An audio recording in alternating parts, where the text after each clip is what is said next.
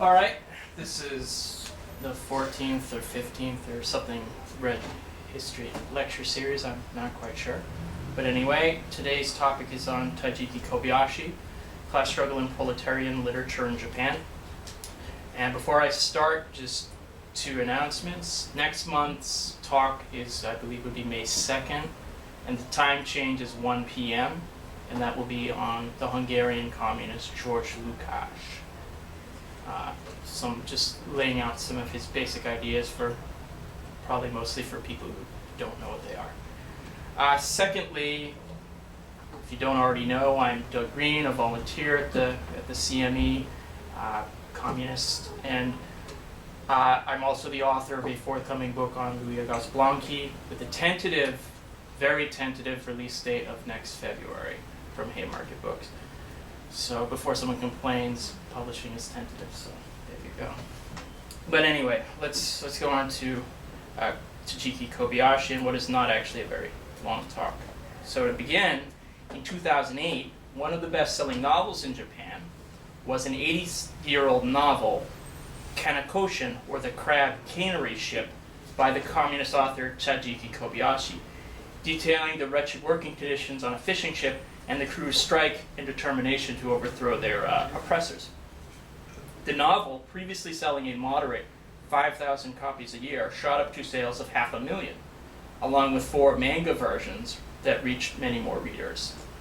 What explains the appeal of this work? The same year that the Crab Cannery Ship was sold out, the effects of the Great Recession were being felt across the world, throwing tens of millions out of work, bringing stock markets tumbling down, and governments were imposing brutal austerity measures on workers while bailing out banks.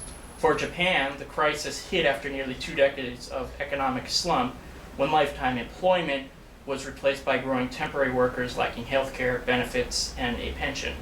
The crisis caused a gap between workers and capitalists to grow, and to a growing sense of insecurity among the populace. Kobayashi's work, detailing not only this grueling reality of capitalism, but the united resistance by the working class was possible, touched a nerve.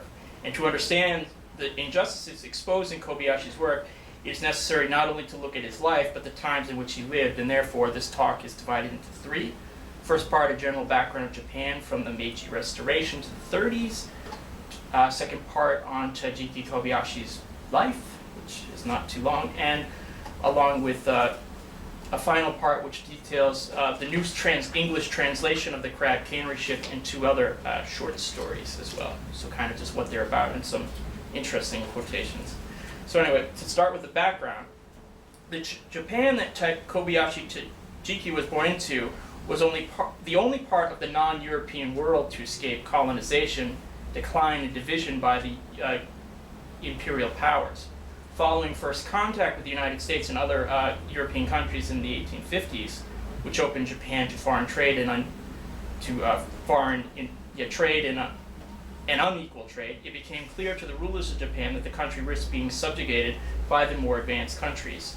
Beginning in 1868, the Meiji Restoration, a revolution from above, ended the feudal isolation of the Tokugawa shogunate by returning power to the emperor, who was previously a figurehead, opening up a period of political, economic, and cultural transformations to create a new centralized state, the Empire of Japan, which became a match for the great European empires, as it established its rule in Korea, Taiwan, and defeated Russia in the War of 1905.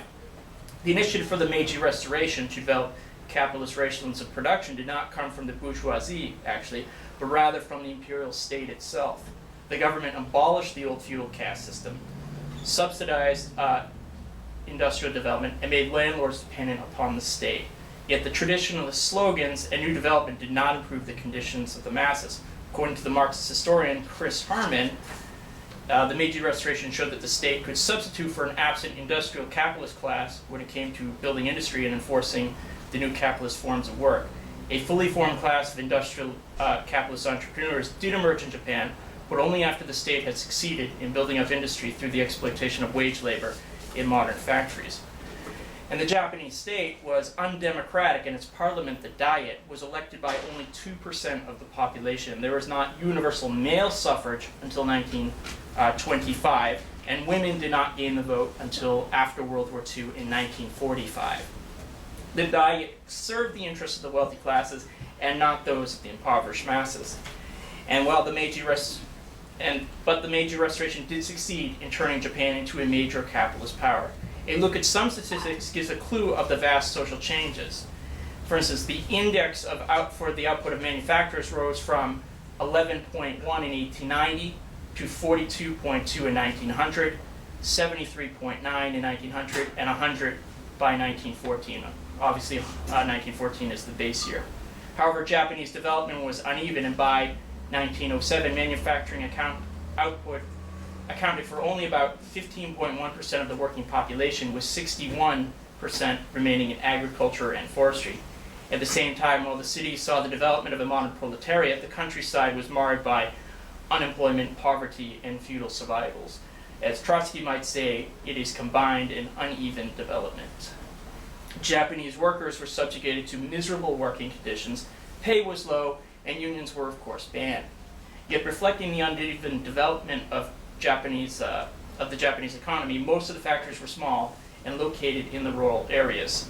According to then Marxist John Holiday, who's now an anti-communist skunk, in 1884, 72% of all factories had less than 20 workers, and 51 years later, in 1935, 95% of factories still employed fewer than 30 people. The majority were women.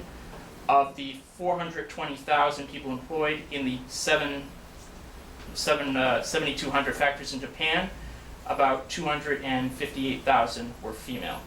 As late as 1929, in the cotton and silk spinning and weaving industries, alone accounted for 54% of all factory workers. Needless to say, Japanese women suffered severe discrimination and oppression from their male employers. Industrialization also led to a worsening of working conditions. For instance, the introduction of the electric light brought longer working hours, since workers could now work all day and night. Early labor laws attempted to alleviate some of the worst abuses of capitalism, but were filled with so many employer-friendly provisions that they were largely ineffective. The first worker struggles took place in the mines in the 1870s and 80s, but organization was impossible due to the severe repression.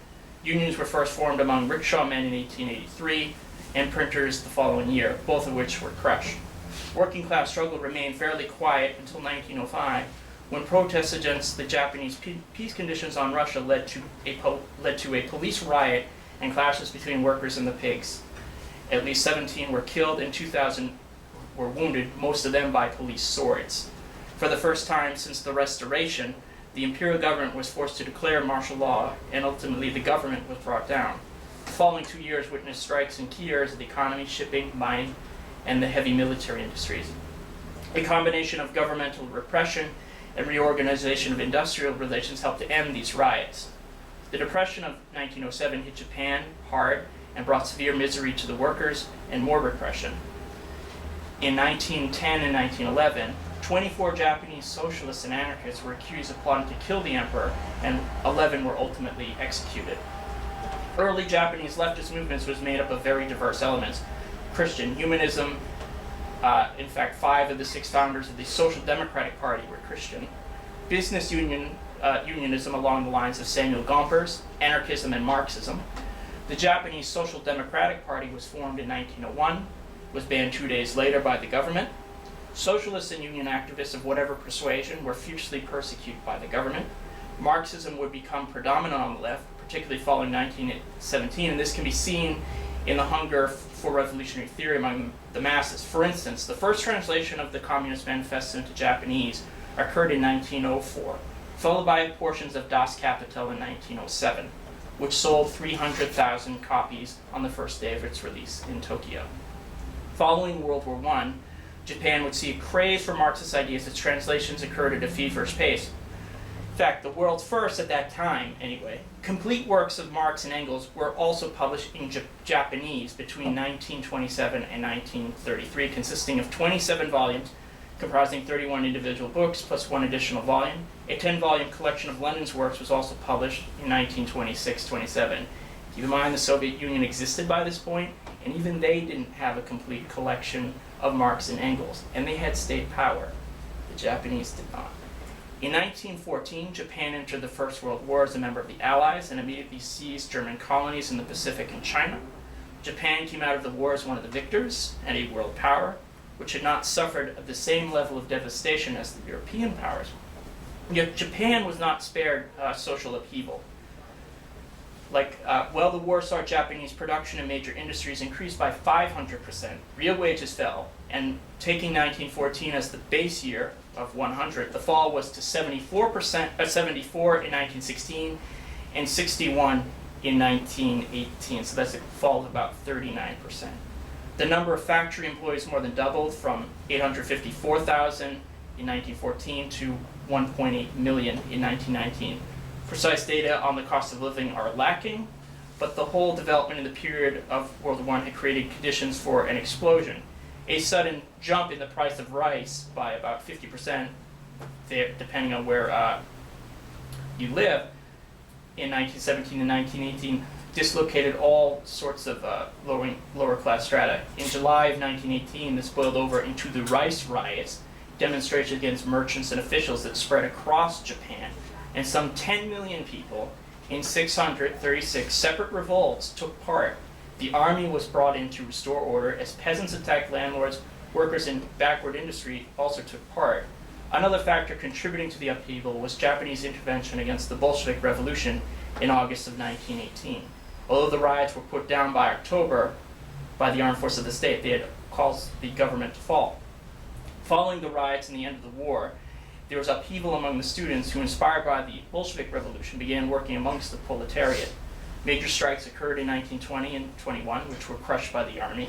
There was also agitation in the countryside. There were 7,000 or so tenant strikes between 1920 and 24, jumping to more than 19,000 between 1930 and 1934, and of course agitation amongst women occurred as well. However, the economy was reaching an impasse. Agricultural prices sank in a sector that was characterized by small holdings, a scarcity of land, and a rising population.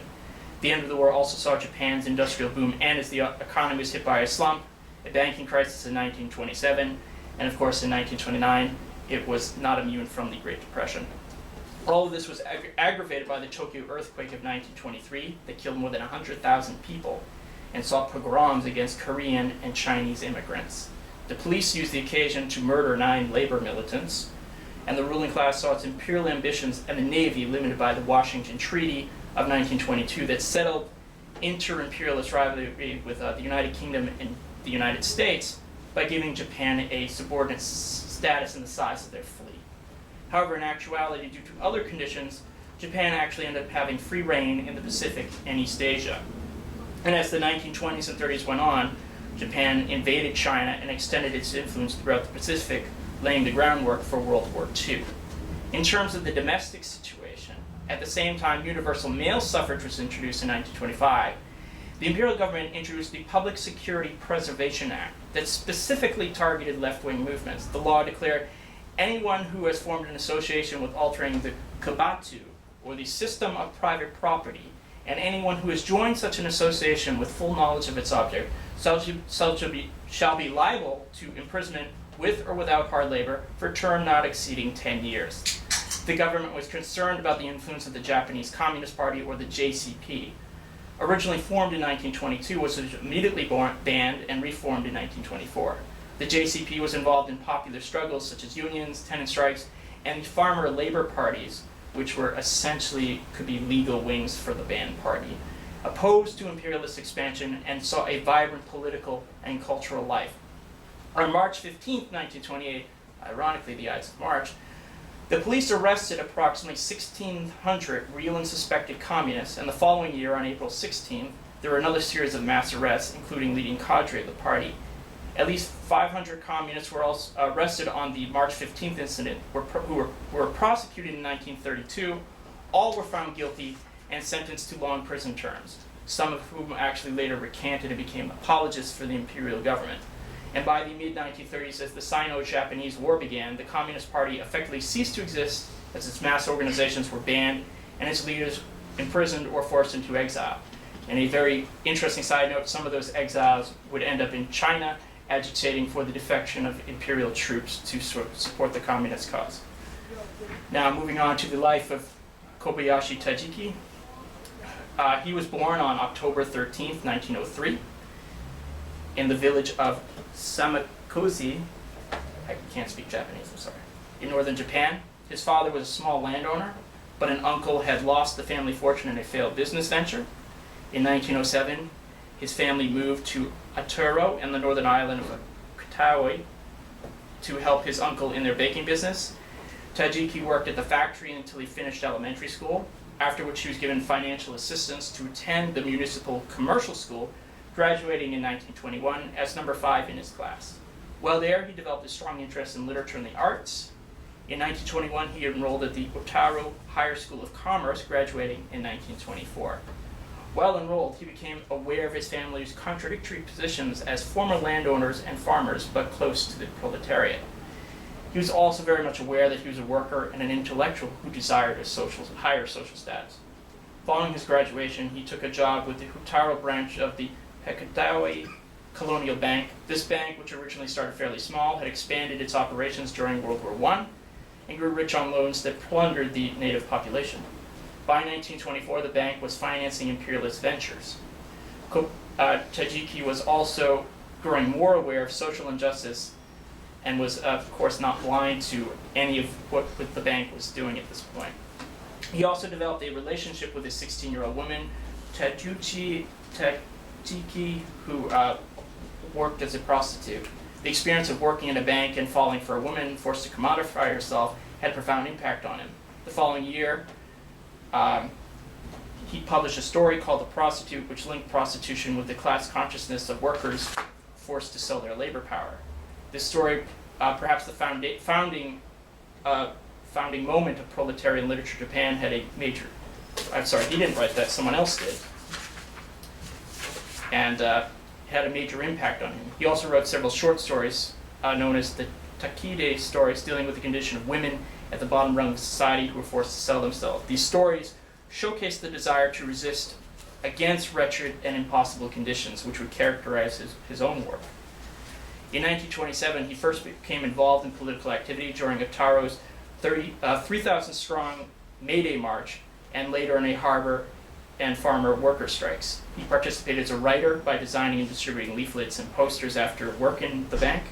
He also took classes with farmers and workers, and this experience led to his short story, The Absentee Landlord, published in 1930.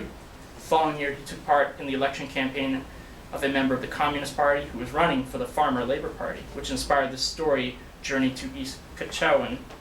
Following the March 15 arrest, he wrote a short story based on the event entitled March 15, 1928. They vividly detailed the arrest and torture of communists and labor activists at the hands of the police. The story, published in late 1928, sold 8,000 copies before being banned, bringing Kobayashi critical acclaim, but also ultimately putting him under police surveillance and leading to his death. By 1925, he was elected to the Central Committee of the Japanese Proletariat Writers League, where he wrote the Crab Cannery Ship that May. This work, like many of Kobayashi's works, was actually unfinished. It sold about 15,000 copies, and by 1933 was translated to Russian, Chinese, and English. The story led to his dismissal from the bank, since in the Crab Cannery Ship, he mentioned several of the bank's best customers by name and linked it to the exploitation of farmers. By now, he was forced to go underground, but this did not stop his arrests in May and August of 1930. During the latter incarceration, he suffered torture at the hands of the imperial police. His underground activities included lecturing, raising funds, and writing for the Writers' League and other left-wing journals. From August to October 1931, he wrote the short story Yasuko that was published uncensored. While completing Yasuko, he joined the Communist Party. His entry into the JCP coincided with the Japanese invasion of Manchuria and a further wave of arrests. In April 1932, he married a comrade and went underground to rebuild the left cultural movement. In August, he completed a semi-autobiographical work on the underground work entitled Life of a Party Member. And even though he was constantly on the run from authorities, he wrote an incredible amount. Yet on February 20th, 1933, Takiji and a comrade were arrested by the police. For the next 5 hours, he was brutally tortured to death by the police, as the police demanded information on communist activities. He died without divulging any information, and the police claimed he died of a heart attack. And also ironically and quite grotesquely, some of the torture implements used on him had been described in his novels. The police used them on him. Requests for an autopsy were refused at several different hospitals for fear of a reprisal, and his martyrdom ensured that he became an icon to the radical left and one of the great literary figures of his era. Now his work, although his Crab Cannery Ship has been in English translation partly since 1933, it has long been out of print, and in 2013 collection contained not only the Crab Cannery Ship but Yasuko and Life of a Party Member, both translated for the first time, and it has actually been ably translated. It's actually very readable, and you could probably, maybe with some doing, find it in like Borders or Barnes & Noble or something, and you can find it on Amazon. And the Crab Cannery Ship, as discussed above, is his most famous work. The story gives excruciating detail of the conditions on a fishing ship run by giant companies who are interested only in profits and imperial expansion, not at all in the lives of the crew. And a quote from it is, "Profits were just scooped up, then very skillfully such catchphrases as the development of national wealth were tacked on to these enterprises, which were thus completely justified. The capitalists were very shrewd. For the sake of their country, the workers were starved and beaten to death." End quote. The crew, composed of nameless farmers driven off their land and students, is the central protagonist of the novel. Again, nameless people. Almost none of them are actually named. This ship is a reflection of the state of class war that grips capitalist society, with the ruthless captain confronted by the unorganized workers. Yet it's through their own experience and encounters with Russians, actually, that the exploited crew begins to become conscious of their plight and to organize against it. And here's another quote, "No rich man boss, no tricky people, no exploit people. Understand?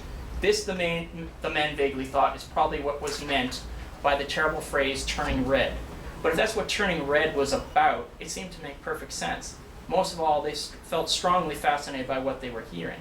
End quote. The crew's mutiny against their conditions is put down, sorry to spoil it, when the Imperial Navy arrives, who arrests the ringleaders. Despite the defeat, the crew vows to fight on, relying on no one to save themselves, even if their cause remains hopeless. As they said in the book, frankly, there's no sense hoping for some future victory.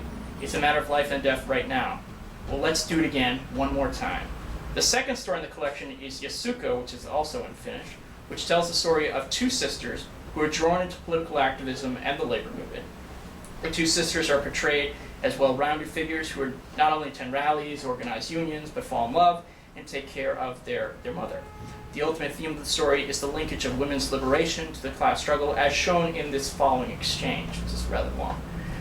And this is one of the characters, I said that this can happen once women become economically independent. But actually the way things are now, in a capitalist world where idle people with money make immense profits, a great many people, far from being independent, are painfully struggling just to get by, as you yourself should know.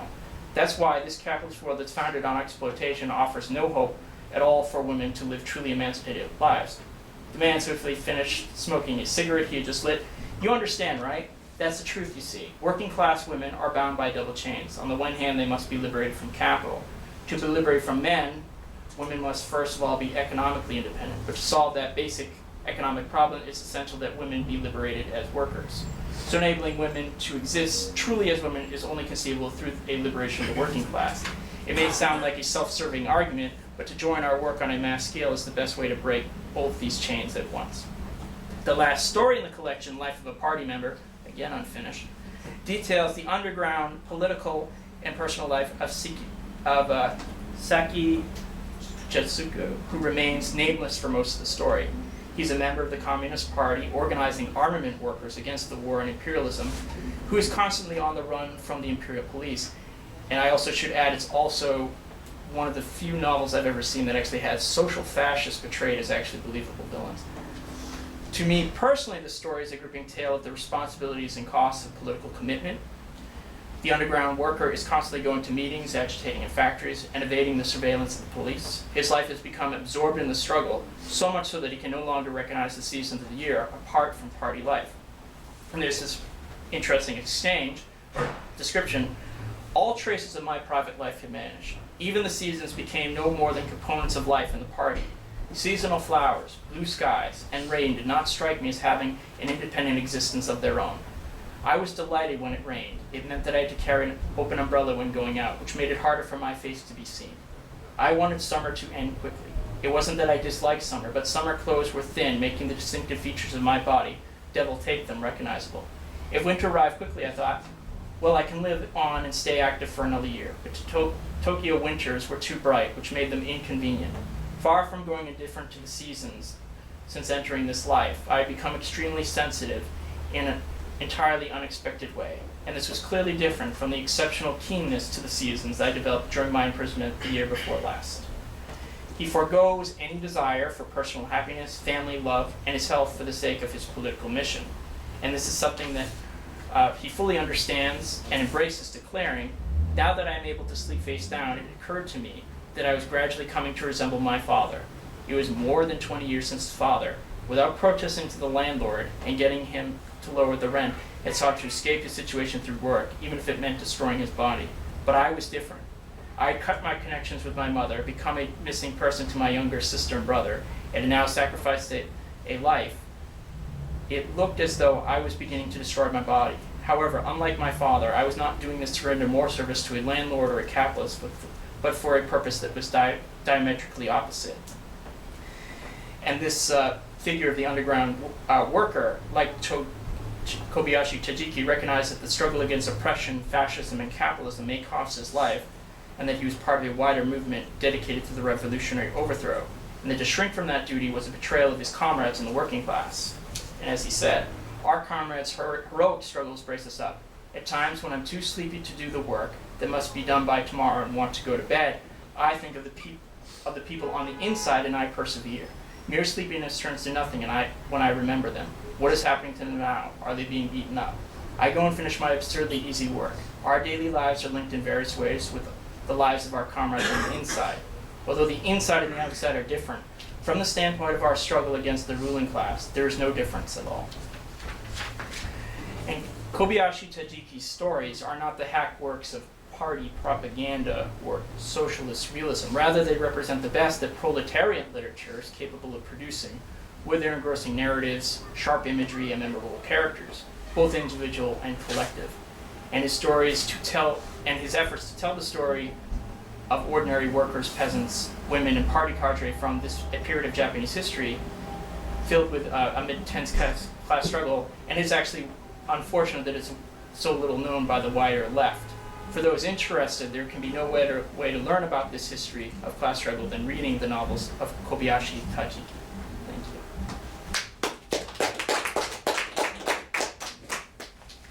Questions, comments, concerns, polemics, objections? Yes. Can you talk about the development of the Japanese Communist Party to its modern state? Sure. Yeah, okay, the party initially was, it formed in the 20s. It was severely repressed, essentially. You did not have, say, the sustained type of underground work you even saw with the German or Italian parties, and that's saying something. Most of their members were either imprisoned or in exile, or just they couldn't do anything. There was no functioning party. Some were involved in espionage, was like the Sorge Ring in the Soviet embassy, because the Soviet Union maintained relations with Japan throughout this period. After the war, when the Americans actually invaded, they had, as part of the peace treaty, all political prisoners were released. And essentially, and I forget the exact figures, either 3,000 or 6,000. I would lean more towards the lower one. The vast majority were communists or socialists. And they had a certain amount of prestige. For one thing, they had been the only actual party to oppose the imperial government during the war. So they essentially took the reins of the new labor movement, and initially the Communist Party supported the American occupation, seeing it as continuing to carry out bourgeois reforms that had been left undone by the Meiji Restoration. They kind of turned against that as, number one, it was clear that the Americans just wanted to reintegrate Japan within the imperialist framework, and the Americans did not like the fact that, frankly, the communists were getting so many members, electoral support. Like, union membership shoots up from like a minuscule several thousand to like several million. The most militant unions are, of course, led by the Communist Party. By the time of the Korean War, there's starting to be McCarthyism, witch hunts imported from the United States, and Japan essentially comes from being this ruined society out of World War II to being an offshore base for the Korean War. And the Japanese Communist Party, at this point, has gone very sharply to the left. Like, there are militant May Day demonstrations. They're calling for protracted People's War and everything. But they're essentially purged from political life for the next 10 years. And in the 60s, they kind of rebuild their support, but they're a much more moderate party at this point. They're very, to put it mildly, they're the forerunners of Euro-communism, even though, ironically, they support China when they split the Soviet Union, which is interesting. They're flanked on their left by all kinds of student movements, including the disastrous Red Army movement, various Trotskyist groups. But the Japanese party is essentially a social democratic party. They're still there. They have, in the last elections, they won about 11% of the vote, which is pretty significant, let's be clear. They doubled their membership in the Diet to about 21 members. At the highest point they've ever had was 39 members in the 70s. They're pacifistic. They are for a non-aligned policy, nuclear disarmament. They no longer support the abolition of the monarchy as a principle. That used to be in the program. That's since been removed. But by the standards of Japanese politics, which is notoriously corrupt, nepotism, they're seen as a relatively clean party. Like, they don't have like the type of corruption you would see in the Japanese Democratic Party or the Liberal Democratic Party. And they've, like the other large communist parties in Europe, they have had an influence that extends culturally and into academia as well. So, yes. Did you say 39 members? This was in the Diet. Out of about 475, I think, is the number of members of the Diet. That's not an insignificant amount. I think that's enough for your own delegation. I think Japanese law is like 20 members, and you get like your own parliamentary delegation. So you can like put forward your own, proposals and stuff. But,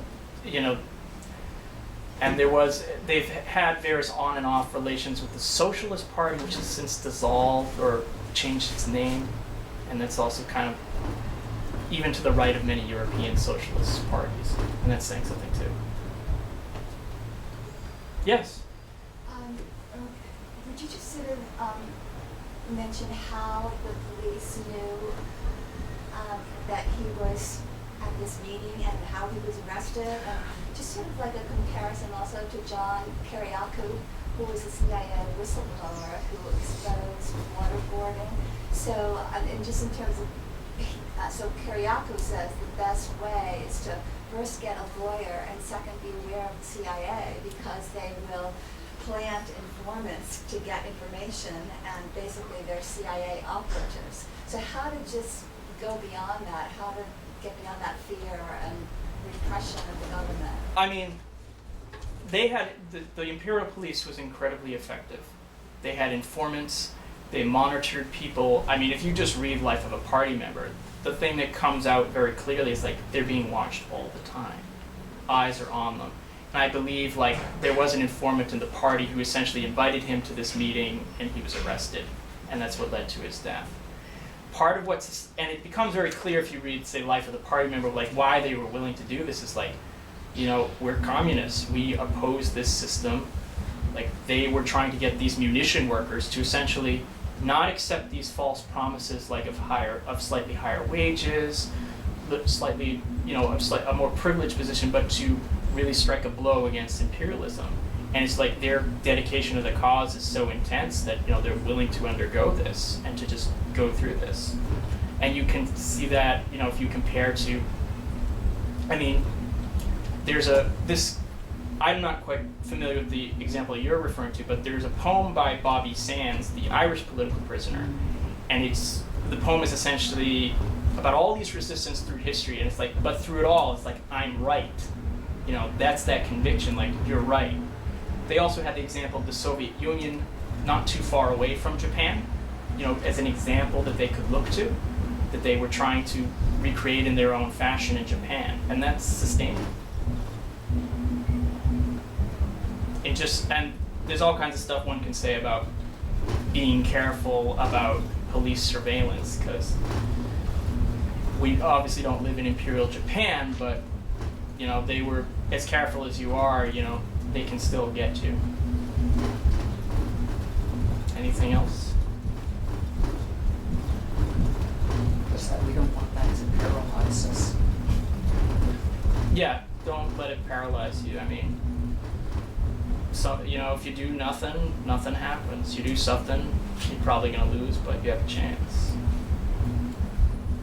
Something interesting about Japan, since you brought up the influence of the party, ironically, Japan Marxist economics is actually very influential in Japan. Like, if you go to the economics department, like, it's taught. Some of, like, I've read some of the interpretations, I'm not too thrilled with them, but it's like, you actually would be exposed to Marxist economics in Japan. In a way, it's like for a long time, they were the predominant influence in economics departments in Japan. So even, like, say, a neoliberal interpretation, they would have in Japan would have to have a basic familiarity with Marxist economics. That, of course, is not the case here in the United States, in general. How did that happen?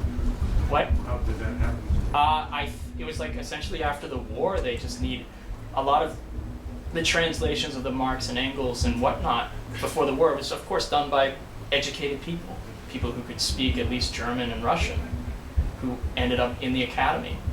And they weren't all necessarily purged, and they just happened to establish that foothold. They trained students who trained students, and a lot of it was divorced from political practice. That's true, and some of it, like, I'm not quite sure, like, how it really helps us, but it is an application of, or a theoretical development of Marxist economics that worth paying attention to. What was the attitude of the Japanese state to it? Well, I mean, for one thing, it helped that a lot of these economists were not necessarily either members of the Socialist or the Communist Party. And depending on the period of time, sometimes the Socialists could be the left of the Communists or the right. But it also helped that some of these economists would explicitly divorce their theory from any political practice. They seem to be more concerned with understanding the dynamics of capitalism, which is important than trying to formulate strategies to destroy it. Maybe some people in the state saw that useful for Yeah. their purposes. Yeah, they probably did see it useful. Some of their work is on Marxist.org under, like, Marxism in Japan, but a lot of it is just not translated. There was an interesting book by someone I have it, Value and Crisis, Essays on Marxian Economics in Japan, which was from Monthly Review, that details some of, like, these debates in Marxist economics in Japan. And that's unfortunately, like, as late as my information goes, and that's like 1980. So it's even before I was born. Any other questions?